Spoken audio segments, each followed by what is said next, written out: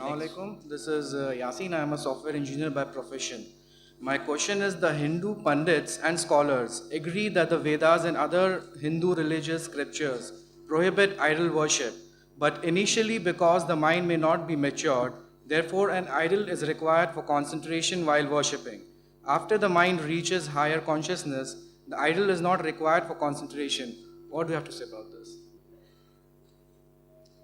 The brother asked a question that the Hindu pundits and scholars, they agree that the Vedas is against idol worship, against making image of Almighty God. But they give the logic that initially, because the mind is not matured, you require idol to concentrate. Later on, when you reach higher consciousness, idol is not required. If this is the logic, I would like to say that we Muslims have already reached the higher consciousness. We don't require any idols to concentrate on Almighty God. We have already reached the higher consciousness, if this is the logic. But now let's analyze. Once I was having a discussion with a Swami from the ISKCON, Hare Ram Hare Krishna, it's there in Bombay. Hare Ram Hare Krishna. He came to IRF and we were having a discussion on idol worship. So he gave me the example that, Brother Zakir, see, when your son asks you, why does it thunder? So you tell him that Ai ma chakki pisti hai. Ai ma chakki pisti hai. That is the grandmother in heaven, she is grinding flour. Why? Because the child is innocent, can't understand. Therefore we give this. Similarly, human beings, because they are immature, initially idol is allowed. Later on, when they get matured, idol is not allowed.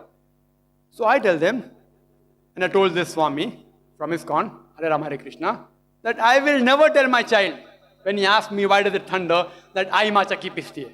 Grandmother is grinding flour. You know why? Because to tell a lie is haram. It's wrong to tell a lie in Islam. You cannot, even if it's a white lie, you can't say.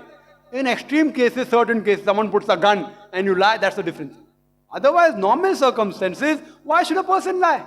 Because if I tell my son that Ai ma chakki pisti hai, grandmother is grinding flour in heaven, when he goes to school and when the teacher teaches him that the thundering after lightning is due to expansion of rapidly heated air, he will think the teacher is lying.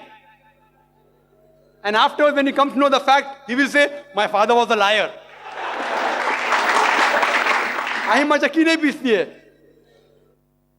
So this is the problem, that why should you say such wrong things? And this philosophy is common amongst all the human beings. Common, most of them, if not all. And we have like those people who stay in a building, like when they play with the children, they throw the toy out. Kawa leke gaya. Crow has taken it, You do the action of throwing the toy out of the building, kawa leke gaya. Then you find even your child is throwing out toys. And then when you ask these parents, why is your child throwing out toys? वो तो everyone does, सब लोग करते, सब children फेंकते. The mother will tell, all the children throw out toys. So if my child throws, what is great? All the children don't throw. It is because most of the parents do this trick. Kawa leke gaya. So even he wants to do that trick, even he throws it out. My son, alhamdulillah, we are staying in 9th story. 9th story in Masgone. My son has never thrown any toy. You know why? I have never played the trick with him. Kawa leke gaya. So you teach wrong things and your child remains following wrong things. Best is to give the answer. Simplify. Simplify and give the answer.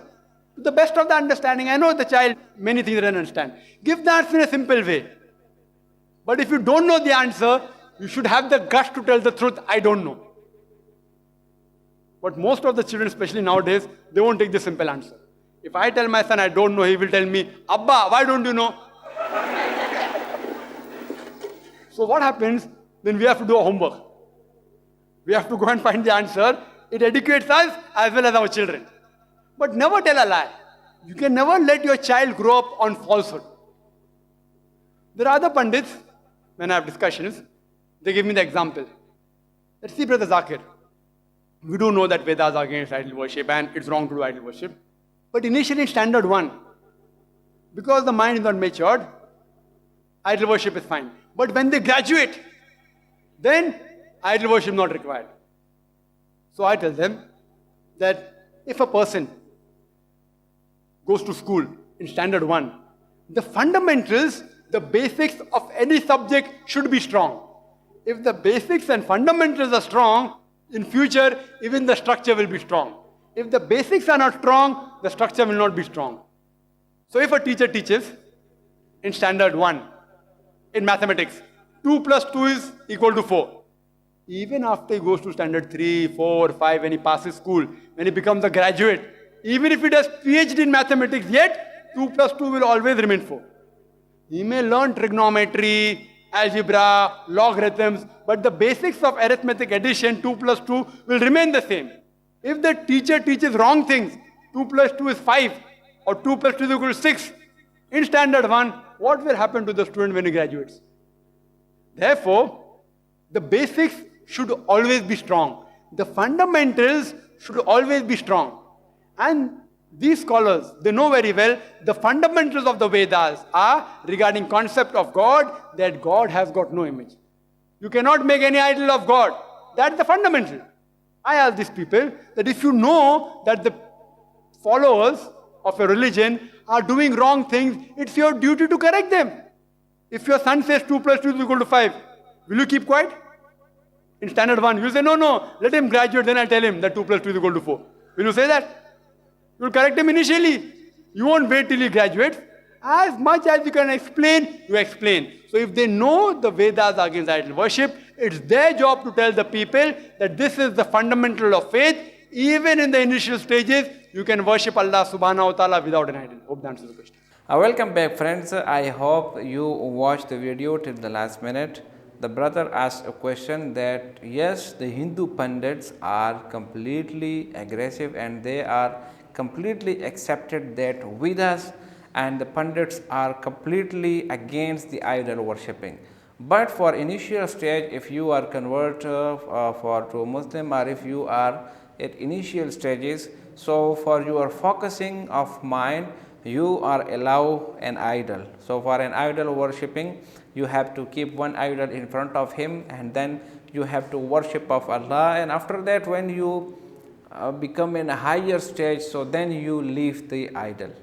So here if we look at the Dr. Zakir Naik answer, it's we can say that it's a very impressive answer that Dr. Saab gave him, that for a Muslim, if you are a Muslim, so you are at the higher stage of Islam. You doesn't need any kind of idol.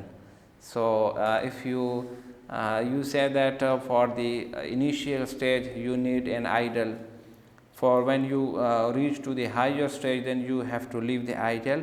So in Islam, when you accept Islam and when you believe that there is only one Allah, there is no God but Allah, and the last prophet Hazrat Muhammad sallallahu alaihi wasallam is the last prophet, no messenger come after him. So yes, this is the higher form of Islam. When you accept these things, when you accept that there is only one Allah, there is one prophet, there is only one book, and that book is the Holy Quran. So when you accept all these things, so you are at the higher stage. You doesn't need any kind of idol, any kind of image, any kind of sculpture, any kind of portrait. I hope you understand the video, and if you like the video, subscribe the channel and share it with your friends.